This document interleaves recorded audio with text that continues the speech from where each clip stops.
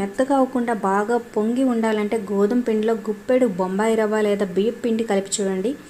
అలాగే పూరీలు మృదువుగా ఉండాలంటే పిండిని కలపడానికి నీళ్లు కాకుండా పాలను వాడండి. అలాగే పూరీలు ఎక్కువసేపు కరకరలాడుతూ ఉండాలంటే పూరి పిండి కలిపేటప్పుడు కొంచెం పంచదార కూడా వేసి ట్రై చేయండి. ఇక పూరీలు పొంగాలంటే మైదాతో పూరీలు చేస్తే బాగా పల్చగా వత్తాలి, అప్పుడు పొంగుతాయి. అదే గోధుమ పిండితో కొంచెం మందంగా చేస్తే పొంగుతాయి. చపాతీలు తెల్లగా మెత్తగా ఉండాలంటే పిండిలో 2 చెంచాల పాలు, 1 చెంచా బియ్యం పిండి, కాస్త నూనె వేసి ఐస్ వాటర్తో కలపండి. చక్క తెల్లగా మెత్తగా వస్తాయి. చపాతీలు వేడిగా ఉన్నప్పుడు సాఫ్ట్గా మెత్తగా చాలా బాగుంటాయి. అదే చల్లారితే చాలా గట్టిగా అయిపోతాయి. మరి గట్టిగా అవ్వకుండా ఉండాలి అంటే ఈ టిప్స్ పాటించండి. చపాతీ పిండి కలిపేటప్పుడే కొంచెం పాలు వేసి కలపండి.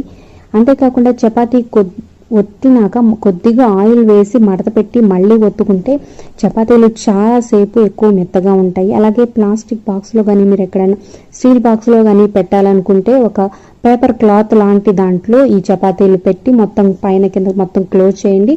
సైడ్ చిన్న అల్లం ముక్క వేయండి. అంతే, చపాతీలు చాలా ఎక్కువసేపు సాఫ్ట్గా ఉంటాయి.